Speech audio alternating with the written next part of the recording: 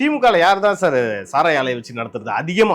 TR Balu வச்சுருக்காரு, ஜெகத் ரட்சகன் வச்சுருக்காரு, ராஜா வச்சுருக்காரு, டிஎம் ஜெயமுருகன் வச்சுருக்காரு. இவர்கள் எல்லாமே திமுகவுடைய அதிமுகல அதிமுகவில் சசிகலா வச்சிருக்கு. ஒருத்தவங்க தான் வச்சிருக்காங்க. ஒரே கடை தான். அதாவது மிடாஸ் கோல்டு. மிடாஸ் கேள்வி. ஒரே கடை தான். சரி சரி. இப்போ ஒருவேளை அதிமுக ஆட்சி வந்துருச்சு, இப்போ மிடாஸ்ல இருந்தா எல்லாமே போகுமா இல்லை ஷேர் இருக்குமா? நீங்கள் அதாவது ஏடிஎம்கேலேயே ஜெயலலிதா மிடாஸ் கோல்டு ஜெயலலிதா சசிகலாலாம் நடத்தின கம்பெனியில் எடப்பாடி கமிஷன் கொடுத்து தான் நடத்தினாங்க. ஏடிஎம்கேல சசிகலாவுடைய சாராய ஆலை யாருக்கு கமிஷன்? எடப்பாடி. இதை கமிஷன் கொடுக்கலன்னா சரக்கு விற்க முடியான்ட்டாங்க. ஒரு காலத்தில் எடப்பாடி போய் கை கட்டியிருந்தார் சசிகலாவுக்கு முன்னாடி.